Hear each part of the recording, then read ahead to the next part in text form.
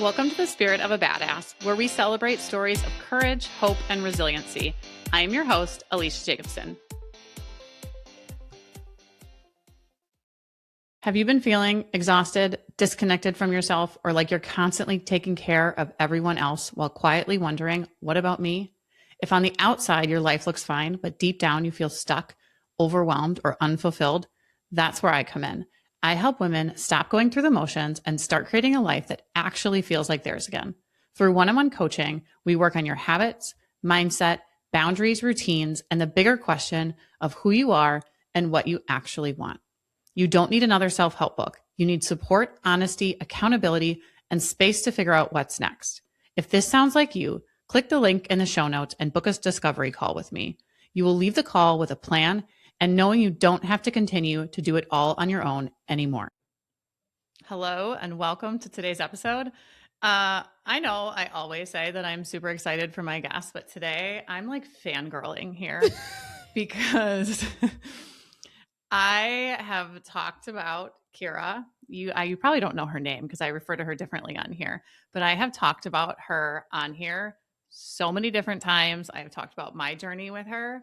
So to be sharing her with all of you feels like I'm sharing a little piece of like my soul or like my inner weavings of who I have become with you. Even though I'm doing that anyway, this feels like almost like opening up a little window even more to you all. So I'm super jazzed. And I told her right before I hit record, I'm like, I'm not going to cry because you all know I have introduced people who have like a very special part of me. And I'm like, oh my God, I love you so much. Thank you.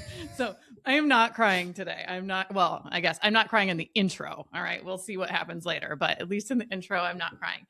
So today I have with me Kyira Wackett. She's a licensed mental health therapist, shame resiliency coach, speaker, and the host of Untethering Shame podcast. Kyira has built her career at the intersection of clinical therapy and real life healing, helping people identify and release the shame that keeps them stuck, the kind that drives overfunctioning, people pleasing, hiding, and self abandonment. Through her podcast, her coaching, and her speaking work, she helps people stop performing okayness and start building something real. She truly believes your hardest stories are also your most powerful ones, and she's here today to prove it. Hi, Kyira. Welcome. Thank you. I have that every time I bring somebody on, I have that same feeling of like, I'm excited, but like also know this time I'm like really excited. And you're totally right. When you bring somebody in that you know in a different context, you're like, this feels like a window into my soul and I want everyone in it, but also I just need you to know that you're in there. So tread lightly. And yes. I totally understand that feeling. Like, here's where you are. And I'm inviting you here, but I just need you to know that this is the space you're in with me. Absolutely. Mm-hmm. So, hi, how are you? I've wanted you here for a while. So I'm glad that, well, I guess I didn't even tell anybody yet. So Kyira is coming to Madison. You were originally from this kind of area, like Wisconsin all area, over right? Wisconsin, but Madison for a really long time. Okay. And she is coming back and she's going to be at the Dream Bank, which you know I love. I have spoke there before. Kyira has been there before, but she's coming for an in-person event. So I just want to like drive this home because if you're listening to my podcast, you like me a little bit. And Kyira and I are very similar. She has many more letters behind her name, but we have a kind of like a similar vibe. So I know it's like you will absolutely love this event. And it's on June 18th. And I'm going to put a link in the bio. I kind of talked to you about it last week, was sharing that I was super excited to share about it and have her on the podcast. So that's kind of the catalyst for doing this interview, because a lot of you are local to Madison. And if you're not, like if you're in a couple hour drive, like come on up. I'm going to be there. My husband's going to be there. I told him like we got our tickets already. So super excited. Oh, I cannot wait. And I feel like to get all these people, I mean, the topic itself, people are going to either self-select out if they're like, I don't want to hear anything about boundaries because I already know there's issues that I don't want to address, or they are going to be, and I think particularly your listeners are going to be the second category, which is, Oh no, that's a really hard topic. I've done a lot of the things to try to fix it because my guest listeners, as you all fall into the same category that Alecia and I are in, which is that high functioning, overachieving people pleaser that we're constantly trying to slow that down, undo that pattern of operation. And we recognize that boundaries are such a problem, not because we don't know what the boundaries are, but because we've been conditioned to constantly be in a state of service to everyone else's perceived and or spoken emotional needs, distress, whatever that is. And so the issue is, oh no, I know what I have to do, but it's really fucking hard. And I don't know if I can do it. And I don't have enough self-worth, self-capacity, self-assurance that I can handle that. And so I think the room of people that we're going to have on June 18th together is going to be amazing because it's going to be a bunch of people in that same space. And we can kind of borrow courage and tenacity from each other because I think it's going to be a bunch of feisty, ready to do it people. And we're like, no, we can all actually do this. Like I was interviewing somebody the other day on my podcast that was like, well, when I struggle setting a boundary with my mom, I just remind myself it's 2026. I'm in my 40s. What the fuck? Like I'm in my own house. Like I'm looking around. I'm a grown up. Right. Like what? Like I can do this. And I think we need a little bit of that mixed with a couple tools, skills that I can add into the mix for you that you're like, okay, now we go and we just have to dive in and be okay with the discomfort because we deserve it. Yeah. What I have found about you, I have watched the events that you've done virtually at the Dream Bank. And even though I get to kind of have you one-on-one to myself to personally work through my bag of shit, bucket, maybe of what it is. It's beautiful shit, but it's mine and we do it together. But I hear you in a way that is different. Like every single time there's a couple people I know that we all listen when you're there and we message and it's like, oh my gosh, that was amazing. And like, we get you like to ourselves sometimes. So that we still get that in the setting where you're giving kind of that kind of to everyone is, I think, a really cool thing because the way you speak hits people differently. So this is going to be my last, like, yes, come, because you're just so fucking amazing. Like, well, I feel like beautiful. I'm going to cry. You're giving me, it's like, why? I'll be your hype girl for a minute. I talked about this beforehand. We already know the sweatshirt is going to be a problem with my sweating, and now I'm hot and I'm uncomfortable. But I really appreciate that because that is. I remember the first day that I was going to. So the really cool thing is I actually got my start at Dream Bank as a public speaker in an official, like Kyira on her own realm. I had done public speaking for jobs and presented at conferences, but I was like, I think I kind of want to do this. And I met with a bunch of the team. Did a private event there and asked some of the staff, because they have to be there, to just pay attention, give me feedback, tell me what I could do. I wanted to get on their speaker list. I wanted to do these events. And I had so much love and support that first night of just, oh my gosh, yes, this is what I want. We want you on the team. And I think the biggest thing that I did, because I felt like I was interviewing. I mean, I was in a sense. But I also had invited like 20 people that I sort of knew, sort of not, but thought they'd, get down with what I had to say. And before I walked out onto that kind of makeshift stage, I was anxious in the bathroom, pitting like we all do. And I was talking to my husband, my now husband, and he's like, people just want to feel seen. That's all they want. And that's literally the thing that you're good at. Just do that for an hour. And no matter what the fuck you say, people are going to leave being like, that was amazing. Because all they want is that. Like nothing you're saying is new. Nothing you're saying isn't Googleable. And now that we have like ChatGPT, they could get this shit anywhere. It's the ability to say it as a human that just wants to see you and just wants to know you. And so that has been my guiding light every time I'm up there. And so hearing you reflect back to me how that makes you feel, how that makes other people feel, just reaffirms that for me of like, I know that I have a skill. I've had to work really hard at being able to honor that, celebrate that, but also like I'm doing this human to human thing that we all just need to be doing more of, is just taking a moment to witness and to say the things out loud that people deserve to hear and to celebrate and see them. Yeah. I do want to just take a moment to go back to the pitting because we both, on here, I talk about my sweat all the time. I have to plan my outfit according to the topic because otherwise I get too hot. So when she said that, like, yes, I see you. So this is how I know you're not going to be angry today, because you have a long shirt on. I do. It's got a little like, it's got a little airflow. Yeah. If you're on YouTube, you can. These are I do a Newly rental, and this is one of them. Although it's like a crop, and I got two of the same one, and one I can wear with a little lower jeans, and this one, like, clearly it's been washed a little bit, but I do like my Newly stuff, but it's versatile. I like it. I like it a lot. All right. So boundaries, but first I kind of want to dabble into you, because when I'm with you, we talk about me the whole time. So this is my opportunity to get, and I'm very cautious on this because I don't want to know, like, obviously I don't want to know everything, but and maybe you could, because I was like, what does this mean? I have another friend, I had her on here, Katie Crocus.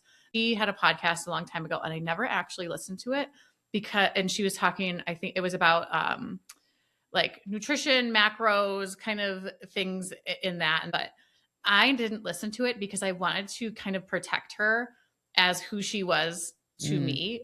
And I didn't want to because other people would talk about it. And I'm like, oh, like, that's not the version. That's not my version. So for you, like, I still want to, like, protect you as who you are, but I kind of want to know some things about you. And what I kind of want to know is weird. Tell me about your exercise. Like, because like, one, we've kind of chatted about it a little bit, but you're kind of a feisty being. And you've got some, like, energy to you, and I can, like, there's, like, some friction and stuff. And I've always wondered, like, what do you do to keep, and also because you hold so much space for other people, and you not that you take it on, but you hold it for a time being. And I remember I had a friend who, she just got her license and opened up a practice, and she put something on Facebook, like, how do you essentially get people's emotions off of you? Like like, kind of moving it out of you. So I know that's really important. So I am curious, how do you do that? And also, what are your workouts like? I love this question. I also think, like most things, that's such a loaded answer, because I grew up, prior to my mom going to jail and eventually prison, I did, like, artsy things with her. My mom, she told me this last year, she never took me to parks as a kid. Like, we were taking Everly to the park, and I was like, oh, like, would we go to parks? Because I don't have any memories really of being a little child. And she's like, no, we did not do that. I was like, oh, did I play outside? No, we didn't do that. And I was like, okay, that explains it. Because then when I moved in with my aunt and uncle, they made everybody had to do a sport, which now I'm like, oh my gosh, yes, you need to do that, building teamwork, moving your body, all that. But I hated it. I was like, this is the stupidest thing ever, for the first, like, 3 years that I did it. And then I found volleyball, and I was like, oh, fuck yeah, I love this. I did club volleyball and traveled on a team, like, all through into college. And then in college, I kind of inadvertently developed an eating disorder. Like, it was not a conscious thing, but I went to the dining hall, and this was, like, right around the time that Michelle Obama had a lot of changes happening around nutrition being up on the menus. Like, if you ordered at fast food, you needed to know what the nutrition information was.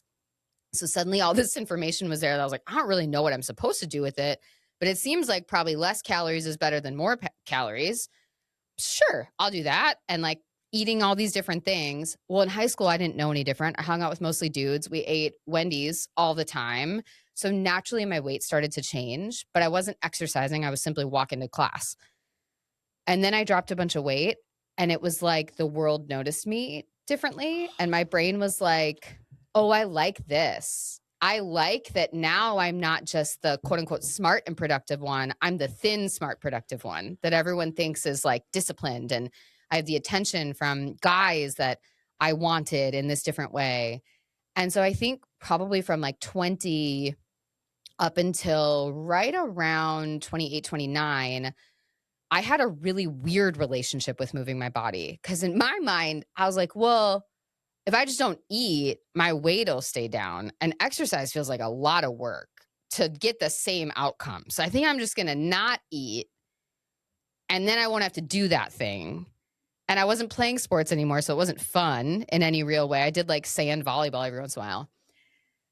And then I don't know what happened. Probably I was with my husband. I was probably 5-6 years in recovery from my eating disorder, like right around late 20s, almost 30. And I suddenly started going to the gym, and he always worked out. He loves it. He's like a through athlete in everything he does. And I started lifting. I started to enjoy that feeling of lifting and getting stronger. I actually managed a gym for a while in my 20s back in Madison, which I think became a gym that you ended up being connected to in some way. This. Yeah, yeah. So crazy. Yeah. So there was a weird overlap that we had there. And I like dabbled then too, but it was kind of like, I don't know, it's a lot of work. Again, I just feel like you could just not eat and be fine, which is a lot of, unfortunately, 20-something-year-old and 30, 40, 50, 60, 70-year-old people's viewpoints, particularly women. And then, I don't know, something shifted right before I got pregnant with Everly. And I think I was going to a gym, I was working out, I was lifting weights, and I started to feel really strong. And then I got pregnant and I saw a specialty OB because I was like, hey, there's an eating disorder in my past. I'm about to gain weight. I know it's because there's a baby, but my brain's going to say I'm just getting fat. So we just need to have regular check-ins so that I don't want to hurt her because of this. And she just encouraged me to keep moving. And Jordan was very supportive. And I think then that just kind of laid this foundation. So after she was born, obviously, like, you can't move in the same way, can't do those things. I was doing like Peloton workouts down in the basement, which usually were like 10 minutes of the strength. And then I'd sit and listen to the music and just like take breathing room away from my kid. And then, like, this was good enough. Like, I lifted the weight a couple times. It's fine. I'm lifting her all day long. Do you know what I used to do? I used to go to one of the local gyms here. I would just kind of do the elliptical, but I would watch intense exercise, like the infomercial things. Feels good. While Yeah. I was like, yeah, this is like, and I'm just like doing this easy, Yeah. like, and I was like, it's kind of like I'm getting health here. Yeah, I would literally watch that. I'd watch him finish the workout and listen to the music in the background and be like, go. Good job. You got this. Yeah. Or when they're on the bike and they're talking to all the people, I'm like, this is my social interaction, because it was also COVID. And then all in all, like 3 years ago, I want to give credit to myself, but also credit to, we have a Lifetime. The closest one to you is like Brookfield area. Okay. Lifetime opened 3 years ago when we bought our house, and it's like 2 blocks away. And Jordan was like, look, it's pretty much a mortgage payment to join there, but I think we should do it. I think we should try it. And I found basically a mix between CrossFit and bodybuilding is the classes. Oh, okay. And it's insane. And I just like started doing it. And I was like, you know what? I'm just going to go every day. I made some friends. I was like, if anything, it's social interaction again. We're coming out of COVID. And I got hooked. I started doing some competitions around it. I was seeing all these different PRs. I'm now kind of shifting a bit more into bodybuilding versus like the CrossFit stuff, just to like really focus on muscle toning. But it is awesome, and like progressive overload and hypertrophy. And it's interesting now, when I started lifting like this, I never, ever once had a thought about not eating. And so I think the biggest thing for me was I found a bit of movement that I enjoyed doing that didn't feel like a waste of an hour, because a lot of workouts do. And I didn't once have the threat in my mind of I should also stop eating to lose weight. It was all about, could I deadlift this amount of weight? Could I squat this amount of weight? Could I beat this person in the Metcon that we were doing and be the person that could do the highest box jump or whatever it is? And so it was a new unleashing. And now I would say I'm kind of like the competitive lifter that's like, I know I'm not elite, but I also know in these general classes, I can probably beat you, like the general person coming into class. which I feel like you can appreciate because like I don't need to be the best, but I also need to know that I can beat most of the people around me, which feels so arrogant, but it does make me feel good because it's the thing that it's like, oh no, I earned that. I worked really hard. I was the person using a PVC pipe to do a squat when I first started because I was like, I can't even do a proper squat. And now I can put weight on the bar. I can move fast. And so I think it's all of that. And then the part that comes with it of being like, oh, I also now know what it feels like to feel strong, to feel powerful, to feel emboldened. And when I can go, oh, I put, 250 pounds on this bar and I picked it up off the ground, I literally could have broken my back. Probably just like telling that one boundary or like correcting the one instructor on how to say my name correctly, not going to break me. Like it's just, it translates so much. Yeah. That was, I think that was at least when I started working out and mostly when I started racing. I mean, I ran 5Ks when I started racing them. I remember the first time I did well, there was like a few people in front of me. I was like, wait a second. If I actually tried, exactly, I could beat you all. And then I started putting a little bit of like effort in and I just started winning. I mean, a little bit of effort. I put a lot of fucking effort in. Like it took a lot of effort to do that. But it was like, oh, if I can do this, I can do anything, which then translated to me opening the gym and, teaching that to everyone. Yes. And it was that was a really, I love the whole strength piece of it because there's just something to be said about being able to lift heavy shit and then going out and doing regular life, knowing, I mean, you can pretty much like you can do anything. Yeah. And that is just, it just feels so satisfying to pick shit up and be like, fuck yeah. Yeah. I did that. And the moment that you don't want to, whether it's like you're going for a PR with something or, we'll do at the end of some of the class programming, it'll be like the metabolic conditioning portion. And if we're going in to do that and it's like, you hear those voices, I don't want to do that. This is going to suck. It's really terrible. How am I going to feel? You also do feel a little like you're going to throw up because it is hard and it causes all that nervous system activation. Those are all transferable feelings and experiences to the mental, emotional shit that we're doing too. And so the more I could be like, oh, I spent 15 minutes trying to talk myself out of doing a 15-minute workout that I did it and I completed it and it was fine. And I felt like I wanted to throw up, but like I was good. I was able to actually show up for myself, slow down when I needed to, take a breath when I needed to. Like I actually know how to attune to my body and be there. I bet I could do that here too. I still don't want to, but I can start to have some sense of self-efficacy into all of those other things that I want to do. And then it makes it easier, just like you did with working out and taking all of that knowledge and all of that courage that you had to do the thing and to make it feel like a powerful invitation to the people that you worked with. Now it helps me do that more to the clients that I work with of like, oh, like I get this. This is hard. And this is all we got to do. Like you got all the skills, the tools, the resources. We're just going to do this thing. And this is what's going to happen. And we're going to be okay. And then I'm going to see you in 2 weeks and we'll talk about how you were okay. Cause I know you'll be okay. Yep. Thanks. Okay. I'm going to have to look up this Lifetime Fitness you said? Yeah. Okay. I'm going to have to look that up. And it's you got to too go far for me, but it is. Yes. But if you travel at some points, you could always do it. And it's their alpha strength classes that they do because they're that blend and they are very much your vibe. Okay. And they are, I mean, I don't know all the different communities. The one out here is really great. Some places probably not as good, but it's like all people that actually want you to do well too. So not the like I remember one time interviewing a potential trainer when I managed that gym.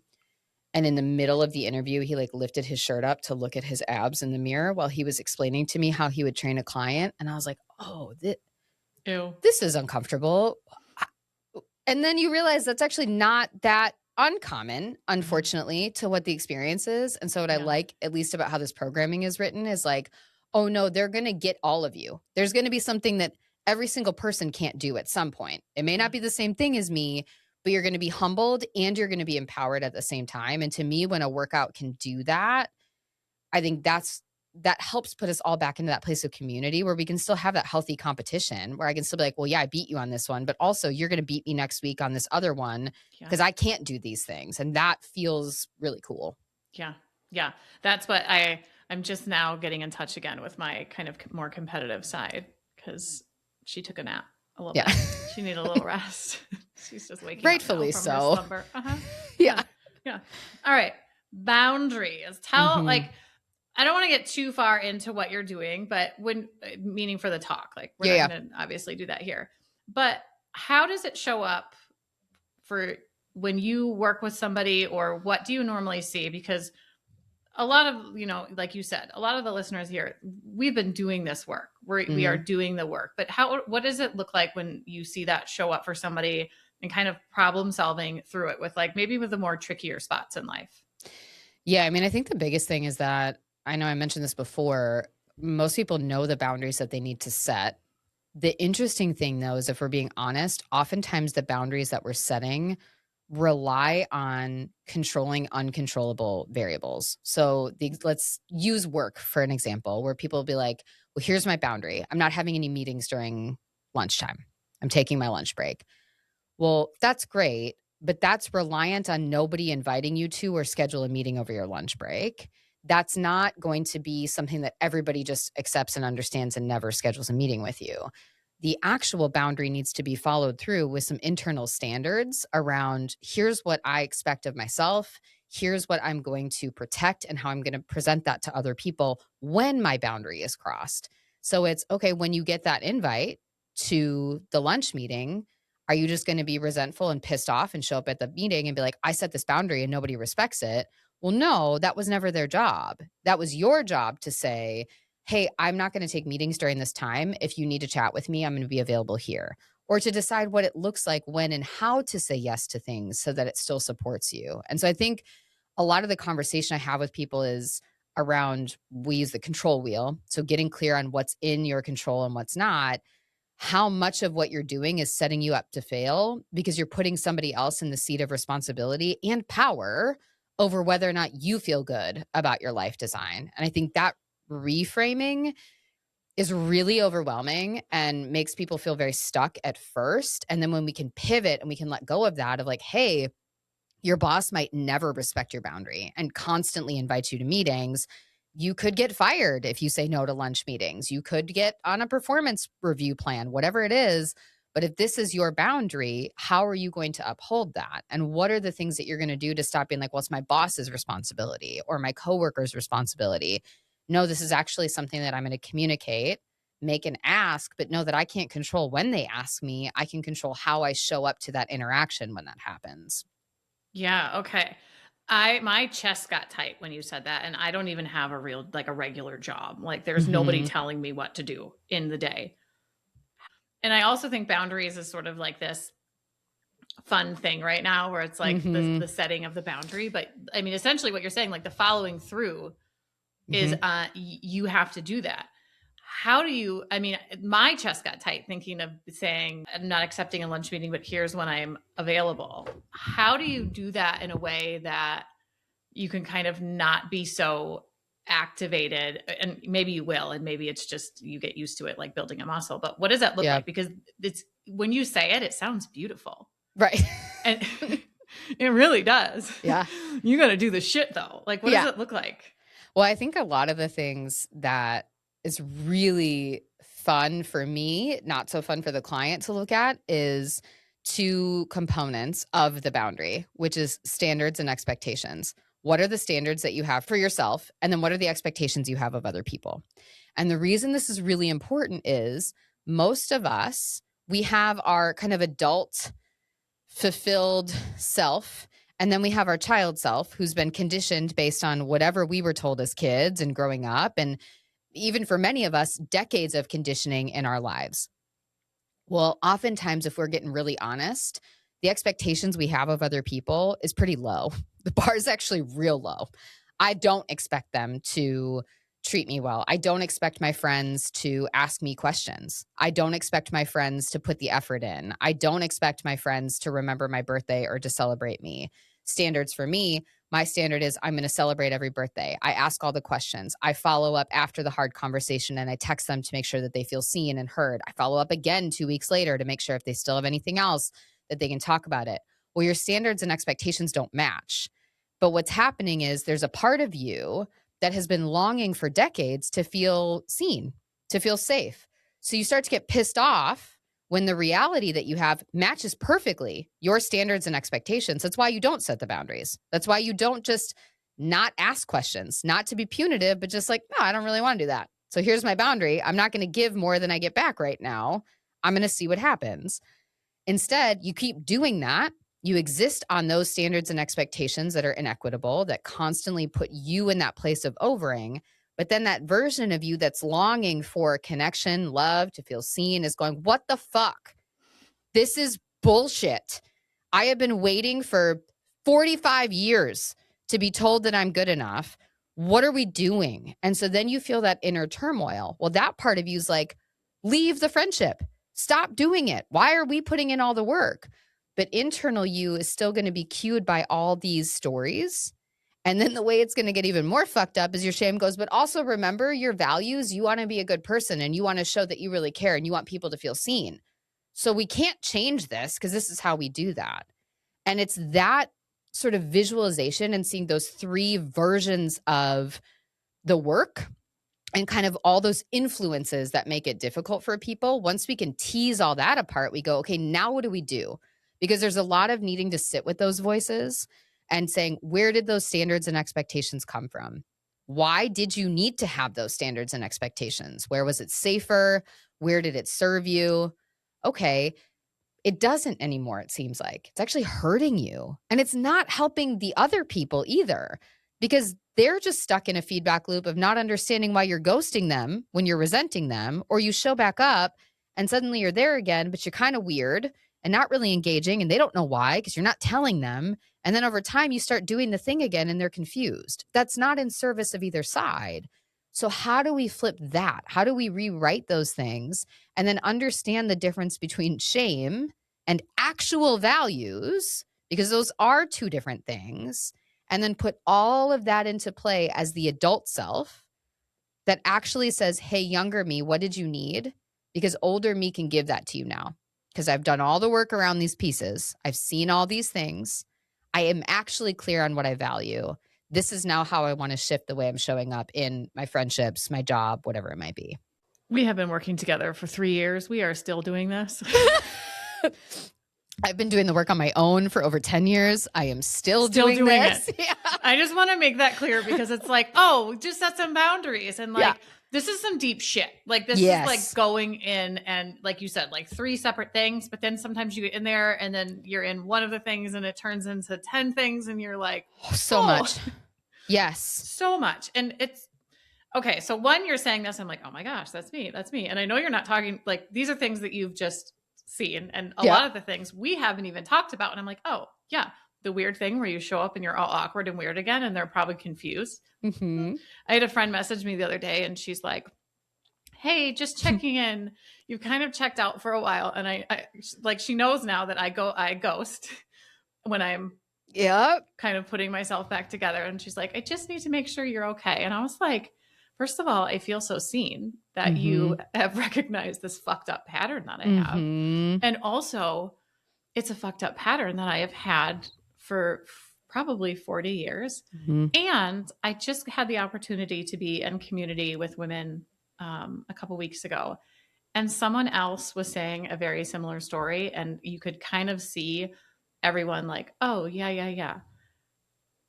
How are we all here? Is this just like a fucked up thing from the 80s? But like what you just described, I guarantee everybody's like, oh, yeah. Yeah. Like, how are we here? How do we not repeat these patterns? Like, I know with all of our kids and with everyone else. I know. I think One of the things that's really interesting is because we were the generation where computers and information just started to really expand, we are the current generation with the most lived experience and insight. So the older generations have more lived experience, but they don't have all the same information. They didn't grow up with the accessibility. And so by the time they got to it, a lot of their brain framework was already done, it was already complete. So they can still make changes. And if we're being honest, most of them don't want to. And they really like the convenience of like, I'm the old one. I don't have to make the change. Everyone else just has to get on board. And so there's a little bit of that. Younger generations have access to all this information. They don't yet know how to filter it. They're still growing and developing, and they don't have the lived experience. I love social media. I love how much more information is out there for people. It's also going unchecked. Because that's so ubiquitous, I wouldn't say they're as keenly observant of maybe what's helpful and unhelpful. They're just taking it all in as it's at the same level, whether it's some random person who calls themselves a quote unquote therapist, but they have no training versus the person who's been researching and doing this for 40 years. And so I think we're like the melding pot of all these things, which is amazing because I think just by bringing these conversations to the table, we are undoing a lot of this. We're going to take it out of our relationships. We're going to stop passing it down to our kids.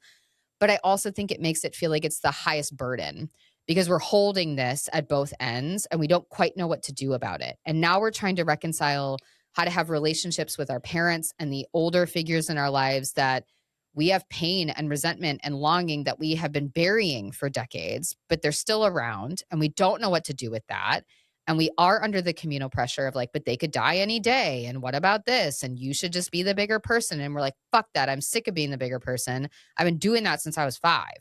You may not have seen it, but I was. I'm not selfish. I'm trying to protect myself. And this is the only way I know how. So we're stuck on that side. And then on the other part, it's like, but I feel like I have to heal everything for my kids. And every time I'm reactive and shitty, and I know that goes back to my old upbringing and my shit that's in there. Now I'm shaming myself and I had to be perfect and I don't know what to do. So I got to keep looking and working on it. Now maybe I should forgive my parents because of this and this. And it's this weird push-pull. You are in my head. There's been so many times where I have looked at usually my older ones, and I'm like, you can just talk about this in therapy someday. We're not going to therapy. I can I'm see like, it. Yeah. Yes. Like, I'm really sorry. I'm trying. Yep. And this is just something like maybe I keep like some notes or something of here's what I noticed. I'll send it to you in 20 years. Yeah, it might exactly. help. But yeah, I've never thought of it like that before, that we're this kind of middle space where we're trying to have compassion and this understanding of you did not have the access to the amount of information we have now. Right. Even in my span of parenting, I've got my bigs that are near adulthood or adulthood, and then my younger ones. The amount of information that I have gained just in the span of raising them, I am like, oh shit, I wish I could go back. And even talking about food, I remember thinking I was such a good mom telling them that the sugar cereal at the grocery store was poison and we don't eat that. Like, the fuck? Mm-hmm. I mean, thinking I was just nailing. I remember this moment. It was like one of those like bins in the middle and it was all of it. I was like, that's poison. We don't eat that. I was nailing it, I thought. And then I think now, like, what do I think I'm nailing now? And I'm just totally like failing big time. But it is, we're like, we have access to all this information. Mm-hmm. We're trying to do it on both ends of everything. And then set all these fucking boundaries that we then realize, oh, there's some work to be done here. It's a lot. Mm-hmm. And I think it's also that I would say it's a pretty universal experience across our age demographic of a disproportionate amount of responsibility that we put on ourselves for every single thing that happens in the world. And you think about kids or younger generations and older generations, they're all able to like kind of let that shit go a little bit easier. Like people are all complaining about younger kids are like, I'm not responsible for anything and I don't want to work hard and blah, blah, blah. And that's not true of all of them, but we're helping them not take ownership of stuff that's not theirs. We've got that. We're figuring that out with them.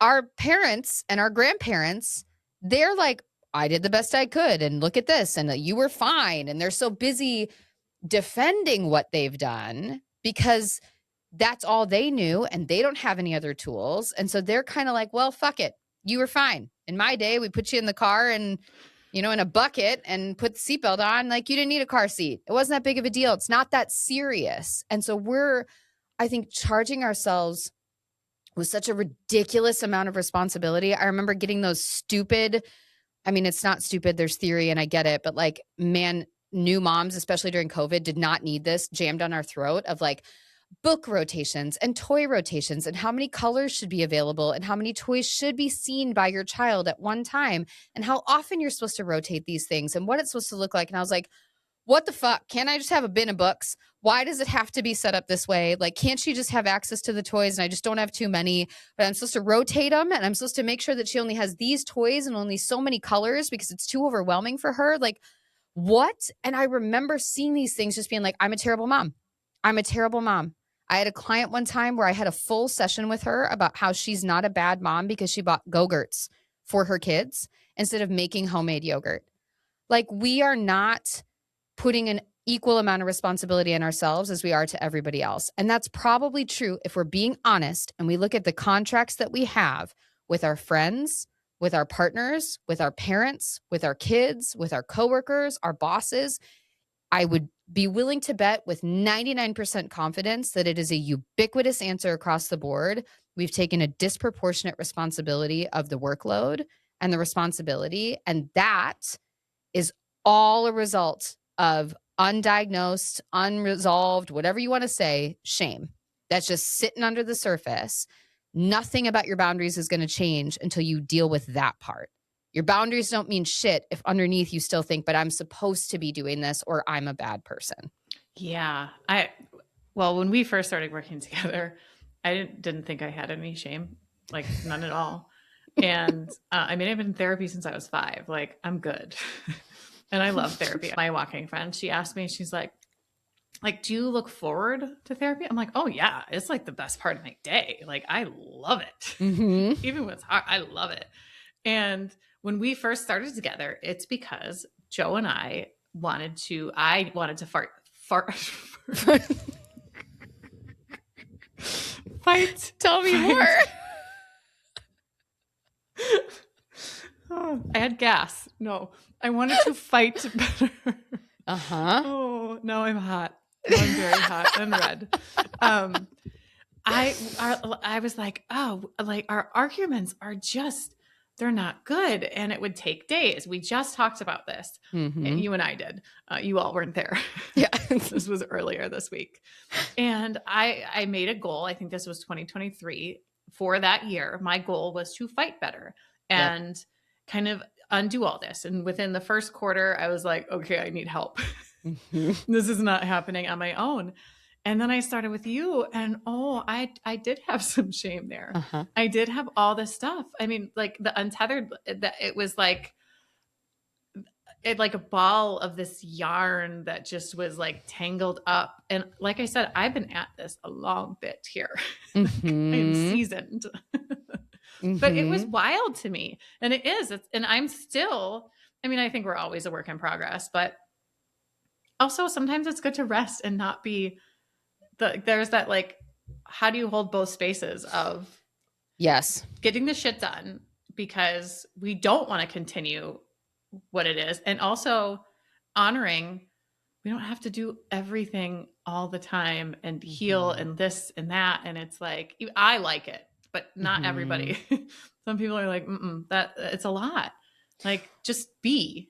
Well, you've also gotten really good at being able to say, here's the thing I'm going to focus on, and here's the things that I'm going to leave to the side. And I think that's a skill that you've had to really work at, to be able to say, actually, I'm okay giving myself a B- or a B+ in these categories. Sometimes I might even say I'm okay giving myself a C- on this because I really want to focus my energy here, and I'm giving myself enough grace and space to recognize I can't do it all. And I think that is a skill that develops with time and with the right kind of internal awareness matched with the support that you have on the outside. And so I think the really hard part too and you're like this. A lot of people are like this. I'm like this. That's why I often actually didn't like therapy, because I'm like, what the fuck am I even doing? Like, I can therapize myself better than this person can do. And not from an ego place.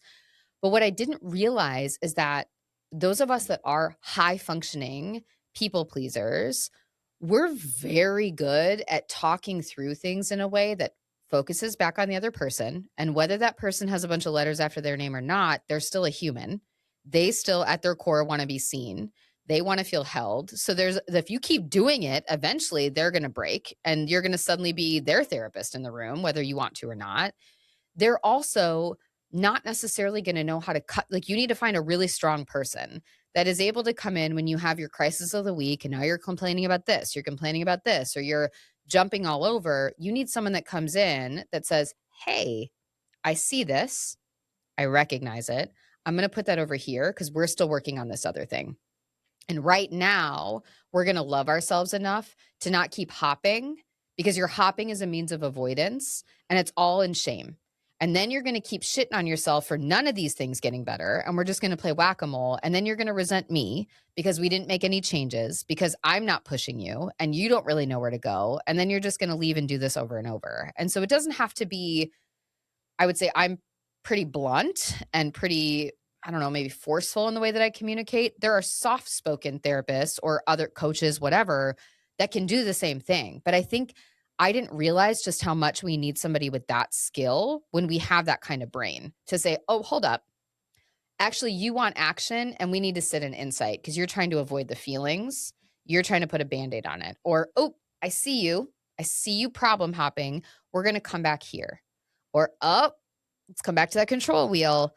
I see you wanting to spend the next 45 minutes talking about shit you can't control. Where's that going to leave us when we finish this session? And I think it's that's what support needs to look like from whoever we're seeking it from, whether it's friends or professionals, because we're going to move too fast. And often that's why there is that disproportionate interaction in friendships and our partnerships, because we're so good at moving through, being fine and focusing on the other person and just what's the next step? What's the next step? Yeah. And we need someone that doesn't need us to do that to be able to do the work we're describing here. Mm-hmm. I love this. And it would feel far less overwhelming when it's like you're in the one lane and you're not jumping all over. I've told many people over the last several weeks how I got on a couple sessions ago with you and was like, I don't want to forgive. And you like checked me. And I was like, oh, okay. Like, it was like, you know, when the airplane like takes off and, or like you have a fast car and it shoves you back in your seat. It's kind of how it felt. I was like, oh, I needed that. And that, I think that's one of my favorite things about you is that you're right. I think like the more kind of intense charge, like the people like me and probably my listeners is you need that intensity, that sort of like, hey, wait, come back, like, and like the check there and the not kind of the whack-a-mole, because I think that I told Joe, I like told so many people, I was like, yeah, I said that. And she like was like, bitch, no, like that is not what she said, but that is the vibe that I got. And I was like, oh, it made me feel like it's interesting because that stirred up like softness in me where when you kind of checked me on that would normally I think some people it might stir up like a bristly, like at that protectiveness, but I was like, oh, you're right. Well, I think the other thing too, and this is something that I think anybody that's listening to you, that's part of why I bet they come back, because you do this to people to a fault, because you do it so well and so much, is you have a way to talk to people that you can be both honest and yet be giving them the biggest emotional hug they've ever had in their life. And that's something that I try to bring in too, is like, how can I say the thing that you really need to hear? But that moment that I say it and I strip you of all protection and you are metaphorically naked in that moment and vulnerable, how do you not feel judged? And I think that there is something so beautiful about being able to do that. And that's something that you do really well, is you bring that into spaces where you can say the thing that someone needs to hear without blaming, without judging, without going down that rabbit hole of reactivity, and they feel safe holding that thing that then they go, oh yeah, and I was seen. And the moment someone feels seen, again, that goes back to me starting as a public speaker, they don't fucking need me to hold their hand. They need to hold their own hand. And so if I can say the thing or do the thing or create the space where they just feel safe enough to pause, you did all the work after that. I didn't do anything else after that. You put everything into practice. All the dominoes fell because of you, not me. And that was purely that willingness for you to be vulnerable enough, long enough that your nervous system could go, oh, I could be safe here. I wonder what would happen if we stayed here longer. Yeah. Huh. See, even my brain right now is like, oh, I don't have my notebook out right now, but I should have told you guys to get a notebook out, because this is what I guarantee it. This is going to be like I listened to that a couple times episode. Because there was a couple of things you said earlier. I was like, oh shit, I don't have my writing. Oh wait, this is not a session. This is not a session. But I was like, that was good. I love what you said though. I just have to say thanks. The emotional hug, that like warms my soul a little bit, because one, I don't hug people. I don't like hugs at all. Physically, right? Physically, yes. I don't like, or unless you are a person that I do hug, you get a big old hug. Like I have one friend. She is her name's Stacy. She was the physical therapist in the gym where I had. That's how I met her. I see her at Costco probably every other month, and I see her, and I make a beeline to like, she gets a hug. But I'm very spacious with my hugs. But an emotional hug, I give those out free. Like I actually really like that. That makes me feel like good, not in like a taking way, but in a really good way. I like that, because people need that. Not the touchy kind, but I love that. Sometimes they need that, but we're just getting very clear that Not they me. need to find someone else. Yeah. That's not in your job description. Yeah. 100% no. No, thank you. Like, oh, I feel that way also, but then I go to places like my daughter's school and I'm in the room with all the kindergartners that just want to touch you, but they also don't understand you have boogers coming down your nose, or like, I don't know when you washed your hair, and I don't want lice and I don't want to be sick. And so I'm equal parts. I don't love physical touch, but I also like really don't want a kid to feel rejected in that moment. Yeah. So I am just sitting in there. Like we had story time today because I was in the classroom before this, and I had 3 kids just laying on me, and I'm like, I'm physically uncomfortable right now. I'm going to be sick in 3 to 5 days. I know it.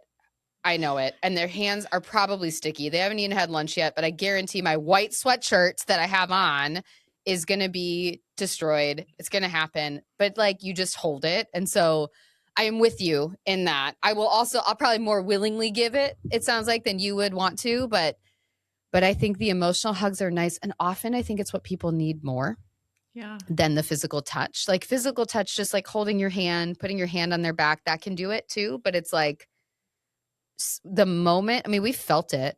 That's why sometimes we leave interactions and we go, oh, fuck, that sucked. Like I told them what I need, like what I'm feeling, what I'm going through, and I feel even worse than when it started. It's because they didn't hug you. Like the moment you get it, you feel good.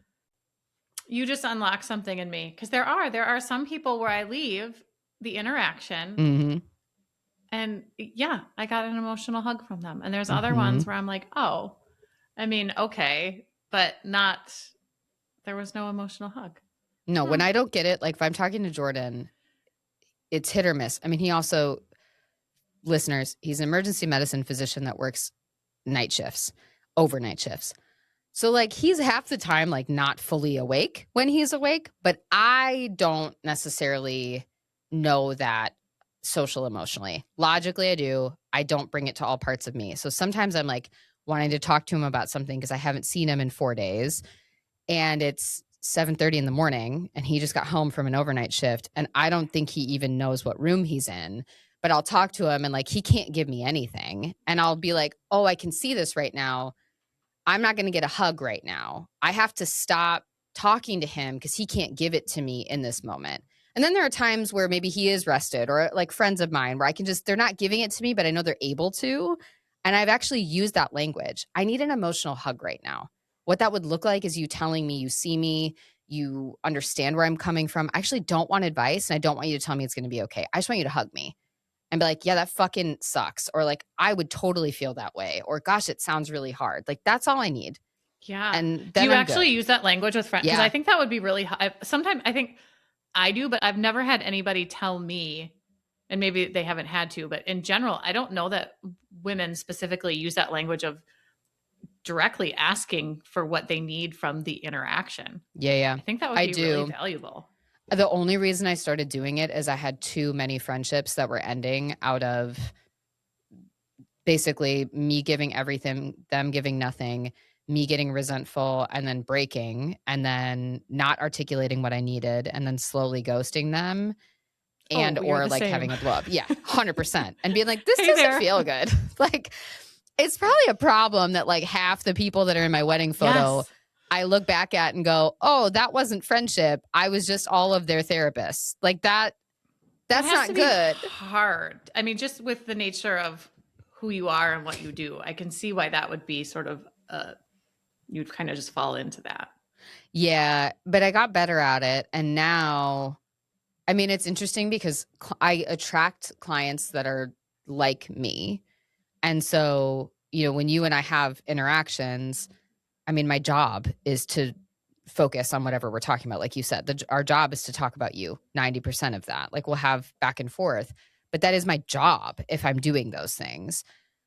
But what I've gotten really clear about is I also know that if it wasn't my job, that's not how the interaction would be. So it was interesting. I was actually able to take the clients that are attracted to working with me are the same types of personalities I need to be attracting as friends. And so I started to translate that into the people that I looked for friendships also. And that made a big difference because then I saw the people where I'm like, oh, I've got no problem showing up for them, but I know my pattern. I need to find people who are just as willing to show up for me and to be abrasive about it almost and to shove it in my face when I'm not taking it. And so that's taken me many years, but I would say in the last 3 years is where I've really gotten clear on that and having the type of people where I even have a really good friend, two of them, a husband and wife, and we're so close. And they will both ask me at times, do you feel like you're putting your therapy hat on? And therapy hat is my term. So they've like borrowed that from me. But I'm like, no, this is like, I feel like I'm your friend in this moment. And I appreciate so much that you even just thought to ask that. And like that alone, sometimes I will put my hat on and I fucking love it. I love being there for people. But I think it's probably the same as how you feel. It's different when it starts to feel expected, assumed, and unappreciated in the sense that it does take more from me.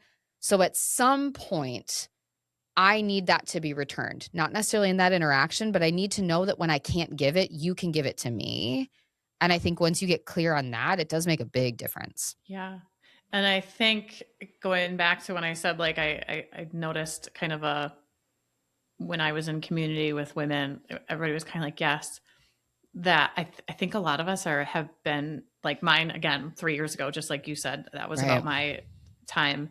But I think a lot of us, we hit this kind of age, life happens, and it's sort of like, oh, this does feel different, and we do want to do it differently. So I love that Yeah. language of kind of just be, and you probably there's some being brave that goes into if Mm-hmm. you've not asked for your needs to be met within a relationship, but here's what I need from you right Mm-hmm. now. And there's even, I mean, I've recently kind of felt this bubbling up again about there's certain people that I'll call at certain times because sometimes I just do want to vent. I don't want to be told like how great I am or I can do it. I'm like, no, I just need to like strip it all off right now and just be.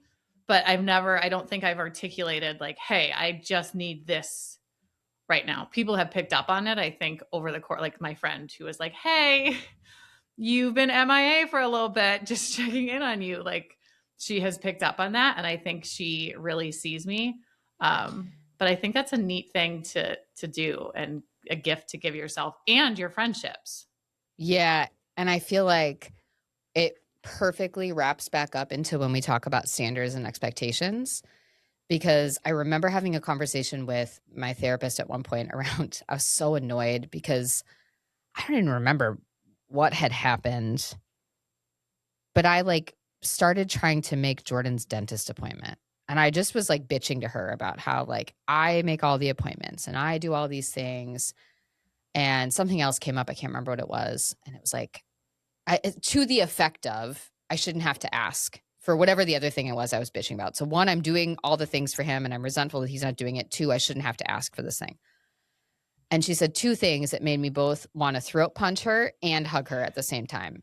And one was, what if you stopped doing those things and redefined what it looks like to be a partner, not a parent for Jordan, which sucked to hear. The second thing was, why is it that you think you're not deserving of making the ask for what you need?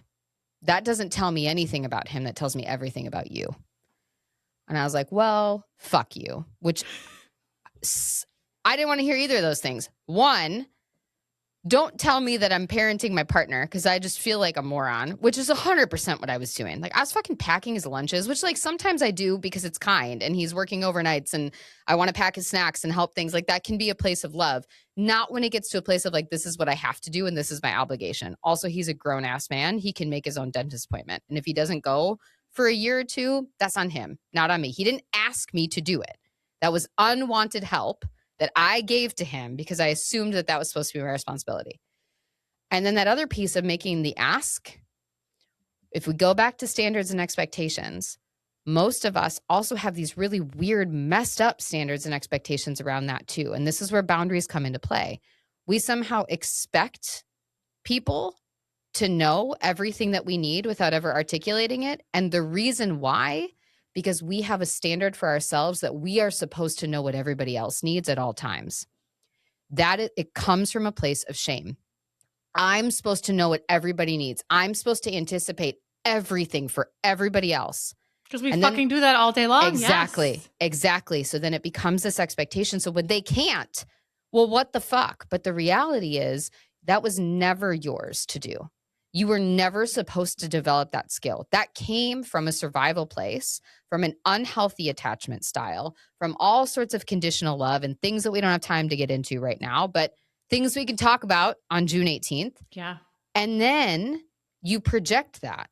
The boundary we're talking about here is you asking for what you need because you can control that and you're fucking responsible for that. Them being a good partner, friend, parent isn't them anticipating your needs. That's unhealthy and codependent. A healthy relationship is when you tell them what you need, they do their best to show up and give it to you and they hear you. That's a healthy relationship. And that's how boundaries become in service, not punitive or deflective, keeping us rooted to shame. Yeah. Ugh. You're just the best. You just are. Thank you so much. Thank you for being here. The link will be in the show notes. I'm going to be chattering on about this on my socials and stuff because I do want to share you with all of the people who are listening because you are just amazing. So thank you for being here. Thank you for sharing your gift and everything. You have a program on your website that people can see, right? You have many offerings. So go to her website, check her out because Kyira's just amazing. And you know that I have such love for her. Thank you so much. Yes. Oh, I love this conversation. I also feel like you and I know this. We could talk for hours and we still would be like just scratching the surface. This has been 100%. Amazing. Yes. All right. Thank you so much.